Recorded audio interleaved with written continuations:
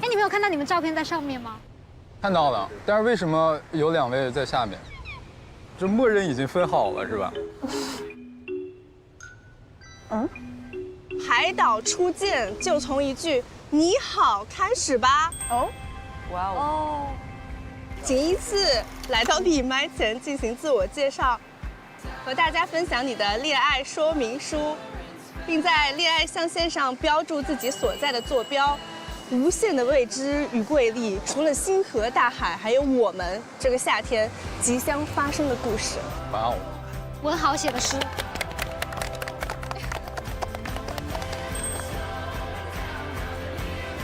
谁先来？那我先来啊。行，随意。这边有恋爱说明书。你找找你的信。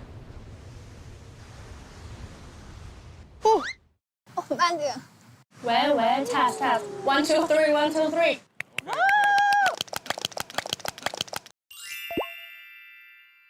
这麦也太矮了。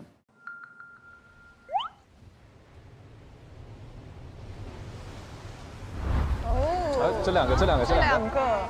左膀右臂啊！就我一个人在这里坐着。咋弄？这儿。哦，可以了。可以了吧？好的。自我介绍一下，夏瑞，27岁，目前和朋友经营一家公关公司。大学学的是新能源科学与工程，电焊界冉冉升起的新星。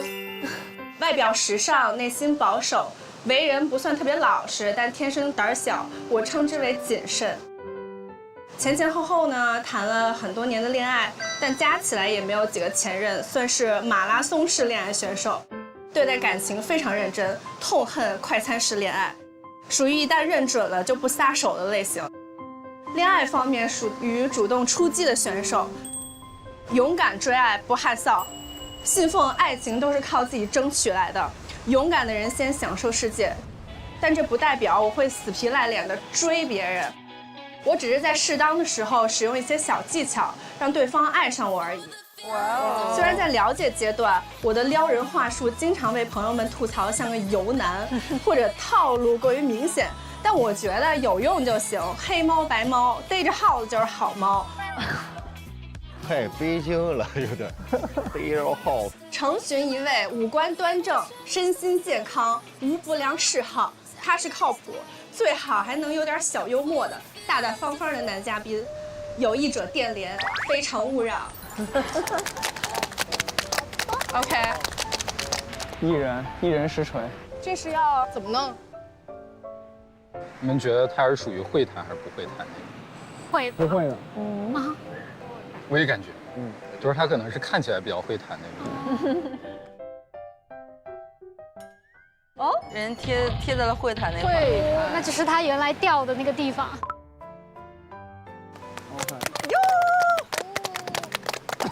勇敢的人先享受世界了。我赞。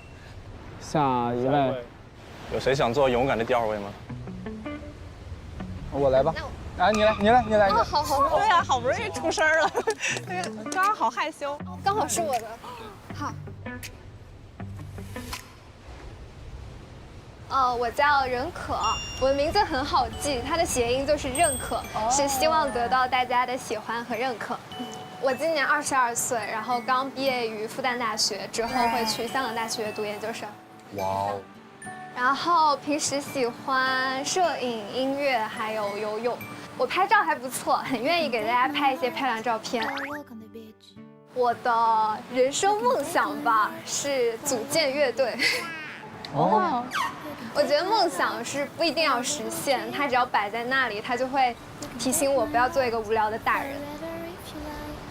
截至目前的20几年里，我没有谈过恋爱，是一个实实在在的母胎单身。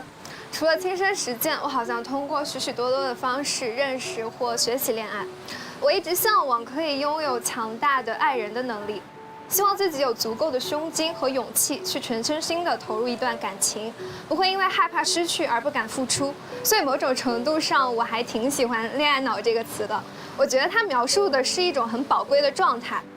我经常是一个很纠结内耗的人，我对恋爱有太多的期待，不自觉的会为一些平凡的瞬间赋予过于沉重的意义。比如说，之前有给一个只认识几天的人写长信告白，仅仅是因为一个迎面相遇，让我觉得很有宿命感的场景。在亲密关系里，我好像也不习惯被太多的称赞，被直接的爱。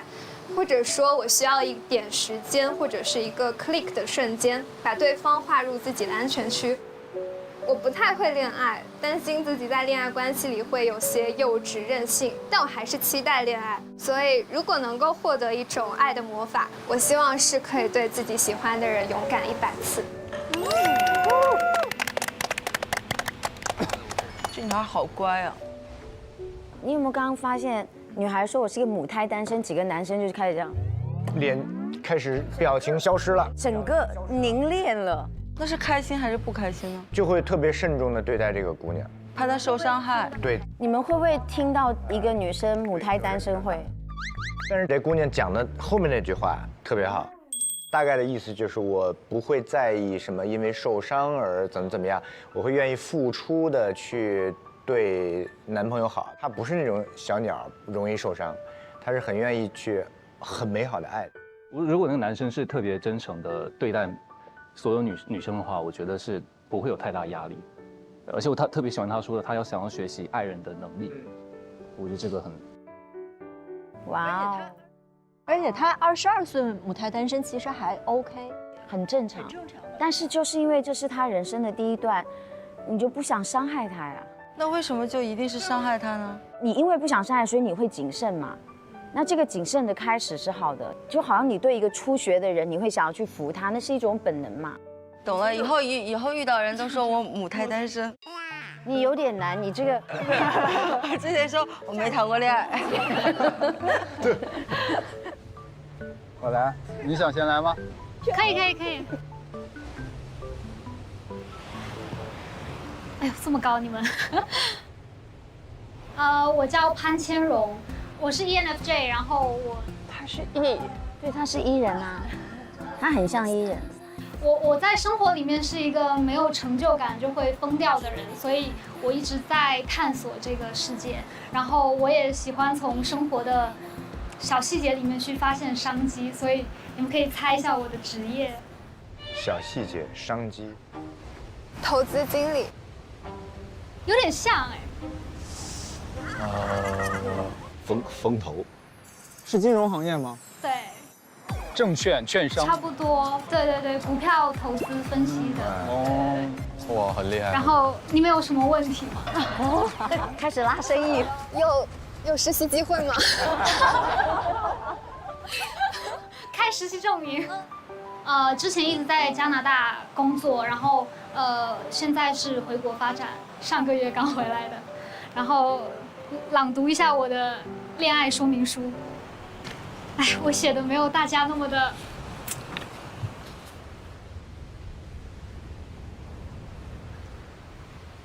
呀，这个微表情是怎么回事，姜老师？有故事。这个E人，他是感觉要哭了。放松一下，深呼吸。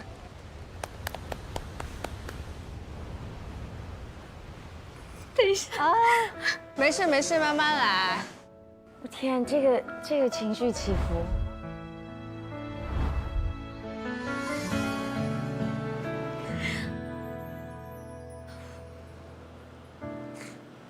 这段恋爱是发生了什么？这段恋爱应该不好，肯定很不好。从18岁算起，我只谈了1段恋爱。这段恋爱有3年，这3年里，我是一名纯爱战士，虽然是战损版。战损版，纯爱战士。纯爱战士一般最后都是战损。这几年我听过很多人说我是恋爱脑，但是我想告诉他们，因为我是一个做什么都会拼尽全力的人，生活上是，事业上是，所以爱情也是。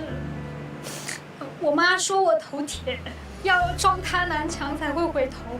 但是我觉得我很酷，用心写了，因为我所有的努力都尝试过了。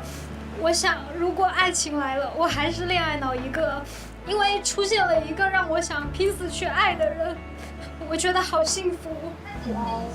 在今天以前，其实我一直以为我是个很会谈恋爱的人，因为所有对方需要的我都给了。可是我好像忽略了，恋爱不只有爱他，我也得爱自己。我过于圣母心和讨好，不断的付出、原谅、拯救、纵容，可我自己变得紧绷、焦虑，甚至还想越给越多，而失去了自我。就这，我还得意的以为我很会谈恋爱。我想谈一场强强联合的恋爱，我们都在自己的领域里发光发热，但是在只有我们两个的地方，我们都是幼稚鬼。如果你是那个人，我想告诉你，我把你带入进了一首我听了很久的歌，这首歌叫《如果我们不曾相遇》。如果你是那个人，我还想问你，你喜不喜欢坐过山车？我好想和喜欢的人坐一次。如果你害怕的话，你愿不愿意至少为了我，在过山车底下等我？我好想免费保护你。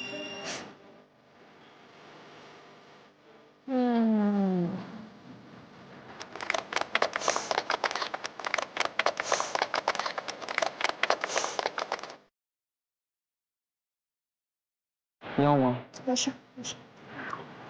没想到会哭的，就是，哎，对不起。不会不会，写得很走心。他是还没有走出来吗？不是，他应该不迷恋上一任，不迷恋，但是伤得很深。他只是不知道自己这个怎么办，过度付出，讨好型。对，他前面说的话，我觉得跟我一模一样，就是我们感觉自己付出了一切，然后能给的全给了什么的。就是我现在慢慢才知道，就是你付出的时候，那你有没有问过是不是对方想要的？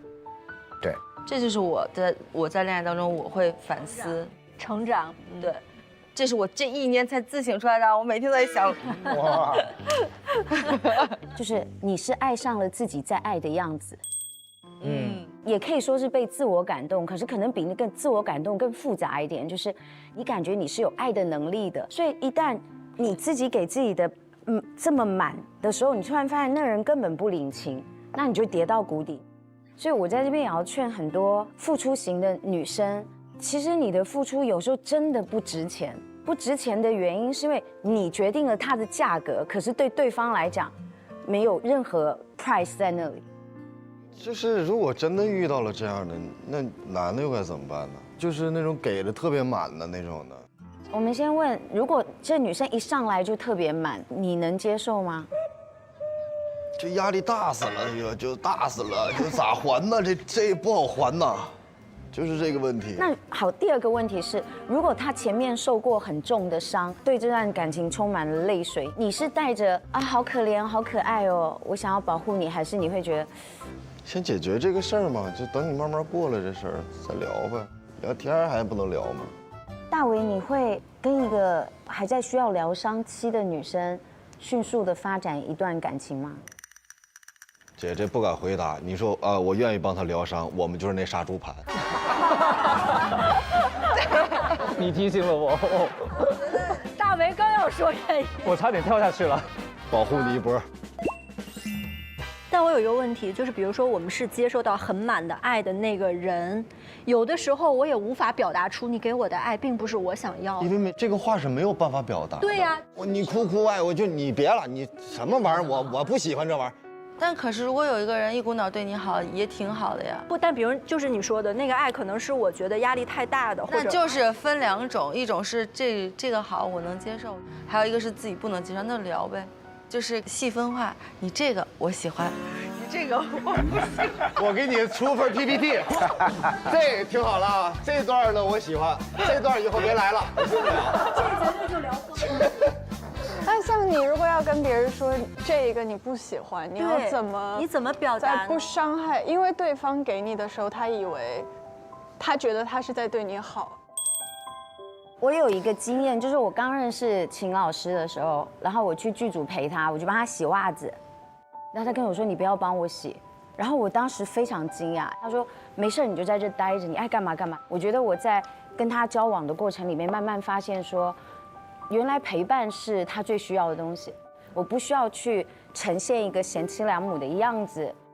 对，所以遇到这种人要两部分一起说，直接讲，就是这个事情我是什么感受，你可能会伤到一点点，但没有问题。还有下一句，你在我心里是一个什么什么人，我希望你是一个什么什么价值，就你给他建立一个目标，他愿意往那边走。学到了，